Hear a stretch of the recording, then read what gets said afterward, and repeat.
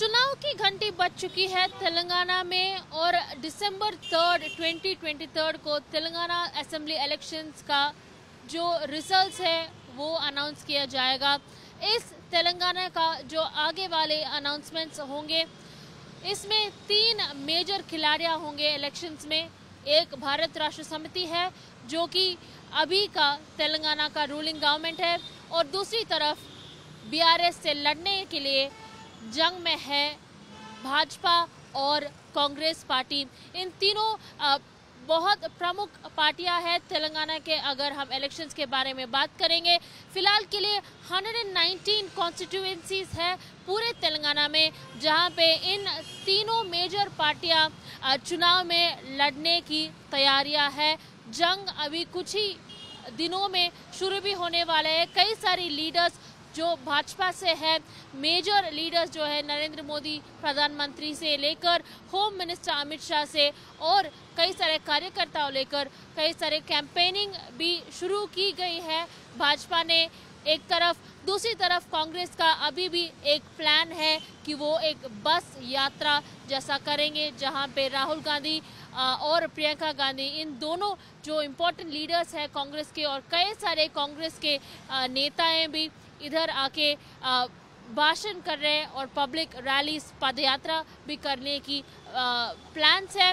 आज जब हम बात कर रहे हैं भारत राष्ट्र समिति के बारे में, बीआरएस के जो नेता है और तेलंगाना का मुख्यमंत्री वो है चंद्रशेखर राव, और उन्होंने आज बीआरएस का मैनिफेस्टो भी रिलीज कर चुके हैं। और इस मैनिफेस्टो के बारे में अगर हम बात करेंगे तो कई सारे नए स्कीम्स लेके आए हैं। केसीआर बीमा जैसा स्कीम से 400 रुपीज़ पर गैस सिलेंडर तक, ऐसे नए सारे स्कीम्स भी बीआरएस के जो चीफ है और तेलंगाना का मुख्यमंत्री के चंद्रशेखर राव, उन्होंने आज अनाउंस किए हैं। तेलंगाना के इलेक्शन पॉलिटिकल फील्ड के बारे में हम बात करेंगे।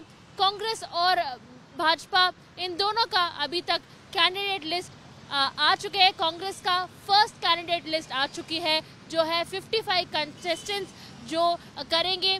दूसरा या तीसरा लिस्ट भी होगा, शायद यही अनुमान है। और दूसरी तरफ हम देखा जाएंगे तो भारतीय जनता पार्टी का अभी तक कैंडिडेट लिस्ट अनाउंस नहीं किया है।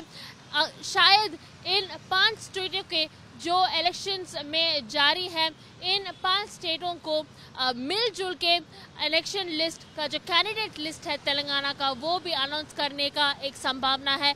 दूसरी तरफ है हम बीआरएस के बारे में बात करेंगे। भारत राष्ट्र समिति का जो प्रमुख है के चंद्रशेखर राव, तेलंगाना का मुख्यमंत्री भी है, उन्होंने भी पूरे 119 कॉन्स्टिट्यूएंसीज में से 115 कॉन्स्टिट्यूएंसीज का कैंडिडेट्स अनाउंस कर चुके हैं। और आज कई सारे इन कॉन्स्टिट्यूएंसी के कैंडिडेट्स को बी फॉर्म भी दी गई है कि वो आगे जाके चुनाव में लड़ने के लिए पूरी की पूरी कोशिश और तैयारियां करें।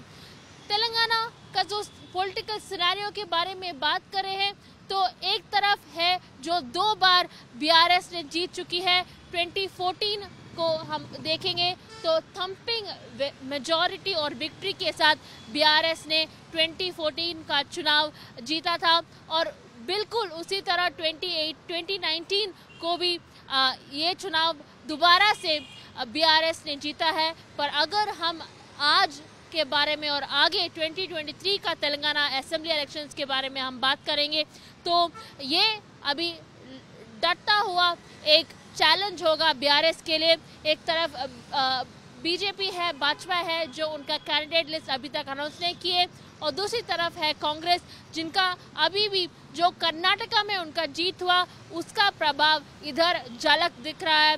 हम कांग्रेस के बारे में भी बात करेंगे तो कांग्रेस का टीपीसीसी प्रेसिडेंट है रेवंत रेड्डी, और उन्होंने भी कई सारे कांग्रेस के जो मैनिफेस्टो रिलीज हुआ है उसमें भी कई सारे इम्पोर्टेंट प्रॉमिसेस की गई है। कांग्रेस का जो मैनिफेस्टो रिलीज हुआ था वो सोनिया गांधी जी ने रिलीज किया था कुछ ही दिनों पहले यही हैदराबाद शहर में। बीआरएस ने आज उनका मैनिफेस्टो रिलीज कर चुका है। अब बारी है भाजपा की, कितने कंटेस्टेंट्स को भाजपा पहली लिस्ट में लेके आएगा इस चुनाव में, और कितने जो कंटेस्टेंट्स हैं वो जीत के सीट हासिल करने वाले हैं। इस सब का एक बहुत बड़ा चर्चा अभी भी जारी है तेलंगाना के प्रजा के मन में, और हम देखे भी जाएंगे क्योंकि अभी जो लगभग कई सारे जो ऑल सेक्टर्स के लोग यहाँ तेलंगाना में रह रहे हैं, एक तरफ की है आईटी सेक्टर, दूसरी तरफ है एजुकेशन, और कई सारे जो डेवलपमेंटल सेक्टर्स और एक्टिविटीज़ भी हो रहे हैं तेलंगाना में। इससे ये ज़रूर बात आगे आ रही है कि भारत राष्ट्र समिति जीतेगा या भाजपा जीतेगी या कांग्रेस। इन तीनों के बीच में जो चुनाव डरता ही जा रहा है, वो बिल्कुल आगे जाके भी जब इलेक्शंस होंगे नवंबर 30 को, तो उस दिन को ये बताया जाएगा कि जीतेगा कौन, क्या बीआरएस जीतेगी या कांग्रेस या भाजपा। वीडियो जर्नलिस्ट विकी के साथ अपूर्वा जयचंद्रन, चुनाव आज तक।